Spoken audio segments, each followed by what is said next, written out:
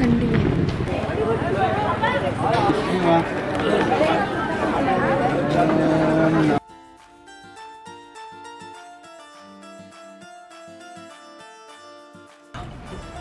आता आम्ही आलेलो आहोत इथे गुरुपेठमध्ये. Hi friends, good morning. कशा आहात तुम्ही सर्वजण? तुम्हा सर्वांचं माझ्या चॅनलवरती स्वागत आहे. आणि तुम्हाला जसं सांगितलं मी रात्री की आम्ही त्र्यंबकेश्वरमध्ये आलेलो आहोत आणि आम्हाला सकाळीकडनं उठून लवकर दर्शनासाठी जायचं होतं, पण आता खूप लेट झालेलं आहे. तरी पण आता जावं तर लागेलच. रायामुळे लेट झाले आणि कारण त्यांना ॲसिडिटी झाली होती. मग मी लवकर उठून आवरलेलं आहे सर्व. रात्री आम्हाला लवकर रूम भेटत नव्हती त्यामुळे खूप लेट झालं होतं. मग आम्ही झोपलो म्हणून तर असं लेट झालं. कंटाळले पण होते सगळे, कारण अगोदर म्हणजे लास्ट नाईट पण आम्ही लवकर सुटलेलो त्याच्यामुळे. तर चला, आणि तर इथलं दर्शन झाल्याच्यानंतर आम्ही कुठे जात आहोत हे तुम्हाला पुढे दिसेलच. तर तुम्ही असेच कनेक्ट राहा आमच्यासोबत. खूप थंडी आहे.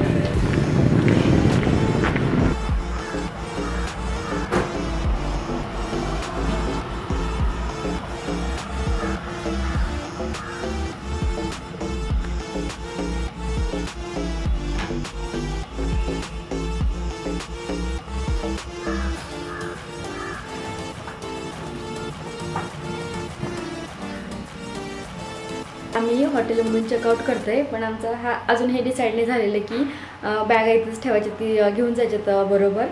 कारण की दर्शनहून आल्यानंतर घेऊन जाऊ असं राया बोलत आहेत. राया झाडे आहे, माहिती नाही ते ठेवून देणार की नाही. आणि तिकडे पण माहिती नाही लॉकर वगैरे आहेत की बॅगा वगैरे कुठे ठेवायच्या. तर चला, आणि कुठे जाणार तर इथनं आता त्र्यंबकेश्वर झाल्याच्यानंतर आपण गुरुपीठ. ओके. त्याच्यानंतर पंचवटीमध्ये नाही जाणार का?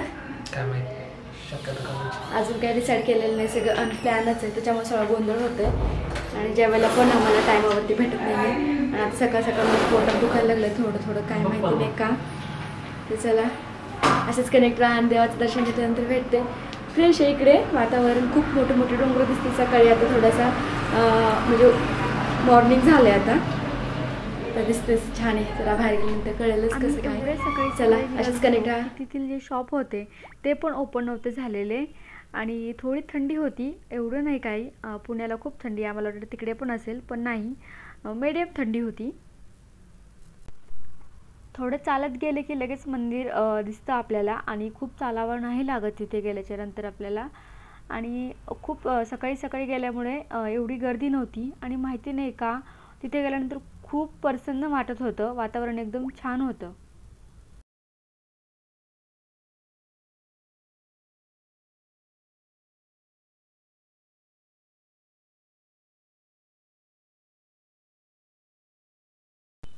आणि तिथे गेल्याच्या नंतर मी गंध लावला रायाला, आणि मला खूप गंध आवडतो. त्यावेळेला आम्ही कुठे पण गेल्याच्या नंतर गंध लावत असतो.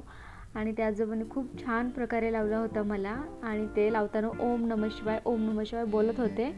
आणि सगळं लावून झाल्याच्या नंतर मी रायाला विचारलं कसा दिसतंय. राया म्हणले छान दिसतंय. वेगवेगळ्या प्रकारचे होते, काही स्मॉल साईजचे गंधाची होती, काही मोठी लावली होती.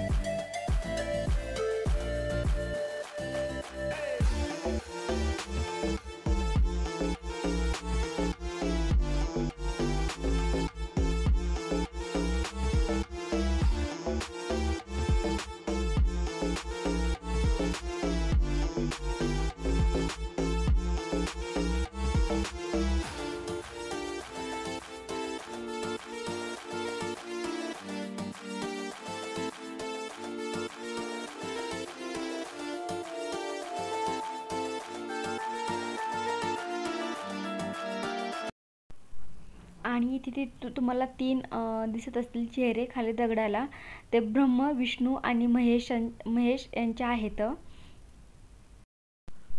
आणि ह्या महादेवाच्या पिंडीच्या मध्ये जे पाणी दिसत आहे तुम्हाला, ते पाणी कधीच आटत नाही असं बोलतात. म्हणजे जी वरती जी नदी उगम पावलेली असते आपली गोदावरी, ती इथे दिसती, म्हणजे एवढं पाणी. आणि देन मग आपल्याला पंचवटीमध्ये. सो आत्ताच आमचं दर्शन झालं आणि दर्शन खूप चांगलं झालं. इथे गर्दी वगैरे काहीच नाही आहे, तर दर्शन पण चांगलं करून तेवढं लांबून आल्यानंतर लोकांचा फायदा तरी होतो. कारण मी त्र्यंबकेश्वर एक म्हणजे आपल्या 12 ज्योतिर्लिंगापैकी एक आहे, त्याच्यामुळे दुसऱ्या राज्यातून पण लोक खूप आलेले असतात तिकडे, त्याच्यामुळे त्यांना पण हे नको. आणि छान आहे मंदिर वगैरे, परिसर पण छान आहे, स्वच्छ पण आहे. आणि साईडला मोठे मोठे डोंगर पण दाखवते. तर इकडे गोदावरी नदीचं उगम होतं वरती डोंगरावरती, ब्रह्मगिरी पर्वत म्हणून आहे वरती. जायला खूप वेळ लागेल म्हणून आम्ही तिकडे जाणार नाही तर, पण छान आहे तिथे पाहण्यासाठी वगैरे असं बोलतात. आणि चलत जायला खूप वेळ लागेल तिकडे, गाडी वगैरे काही जात नाही. तर गोदावरी नदीचं उगम इथे होतं, डायरेक्ट ते आपल्या नाशिक पंचवटीमध्ये दिसते, ती मध्ये कुठेच दिसत नाही. तर बघू शकते इकडे फक्त असे पर्वत आहेत साईडनं. आणि आम्ही इकडे काय मंदिरामध्ये चाललो. आणि तेच त्र्यंबकेश्वरमध्ये श्री निवृत्ती महाराजांची पण समाधी आहे. हे मला अगोदर नव्हतं माहिती, तिथे गेल्यानंतर माहिती झालेलं. आणि रायाला त्यांना अगोदरच माहिती होतं, ते आम्हाला तिथे घेऊन गेले. आपल्याला ज्ञानेश्वर महाराजांची समाधी वगैरे दुसऱ्या साधू संतांच्या समाधी माहिती आहे, पण मग निवृत्ती महाराजांची समाधी कुठे आहे हे माहिती नव्हतं. तर तुमच्यापैकी किती जणांना माहिती अगोदर होतं हे मला कमेंट करून कळवा. आणि अगोदर लाकडांचं मंदिर होतं, आता तिथे नवीन मंदिर बांधायचं चालू आहे आणि कामच चालू आहे म्हणजे फक्त. आणि खूप कमी लोकांना माहिती, त्यामुळे तिथे गर्दी पण खूप कमी होती. आतमध्ये अगोदर आत गेल्या आपल्या विठोबा रुक्माईची मूर्ती दिसते आणि खाली आहे आपल्या श्री निवृत्ती महाराजांची समाधी.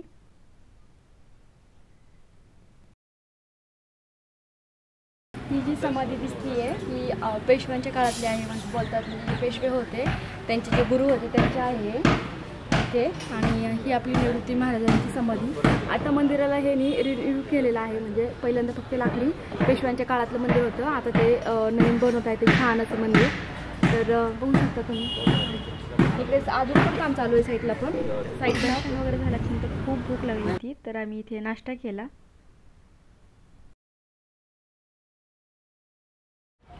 आता आम्ही आलेलो आहोत इथे गुरुपेठमध्ये. हे त्र्यंबकेश्वरमध्येच आहे स्वामी समर्थांचं. तर आम्हाला दिंडोरीला जाणं झालं नाही, त्याच्यामुळे आम्ही इथे आलेलो आहोत. आणि छान दिसतं इकडे सगळे, म्हणजे इकडे त्यांच्या आतमध्ये पट. आणि इकडे वरती आहे जे आहे ते गुरुपीठ.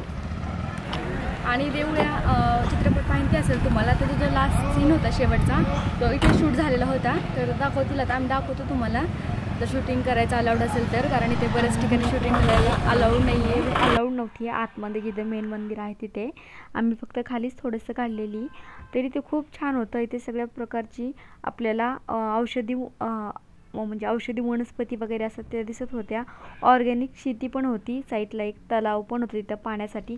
एकदम स्वच्छ आणि सुंदर असं वातावरण होतं तिथे.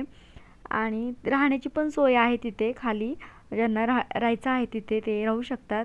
आणि चिक्कूचे वगैरे असे फळबागा होत्या तिथे. आणि वरती चढत जायचं आणि मेन मंदिर एकदम वरती होतं. मेन मंदिर पण खूप क्लीन आणि स्वच्छ होतं. तिथे खूप साऱ्या गोष्टी होत्या, पण तिथे शूटिंग करायला अलाउड नव्हतं. आणि त्याच मंदिरामध्ये आपल्याला देऊळ बंद या मूवीचा लास्टचा जो सीन आहे तो तिथेच झालेला होता शूट. आणि भारी होतं हे सगळं वातावरण वगैरे, निसर्गरम्य वातावरण होतं. एक दिवस राहण्यासाठी तिथे स्पेशल जायला पाहिजे माणसानं. खूप छान आहे. आणि वरती गेल्यावरती आपल्याला असं दिसतं. आणि नाशिकमधून आम्ही नंतर शिर्डीमध्ये गेलो होतो साईबाबाच्या दर्शनासाठी. तर इथे खूप गर्दी होती. आम्ही ऑफ डेला गेलो होतो तरी पण खूप गर्दी होती तिथे. तरी पण आमचं दर्शन वगैरे झालं. तिथे काही शूट करायला जमलेलं नाही, कारण तिथे कॅमेरा फोन आतमध्ये अलाउड नाही येतं लगेच, आणि कॅमेरा बाहेरमध्ये आपल्याला जमा करावं लागतात. तर बाहेर आलो, थोडंसं फक्त आम्ही शूट केलं होतं. तिथं आय लव्ह शिर्डी दिसते, तिथे मी थोडे फोटो वगैरे काढले.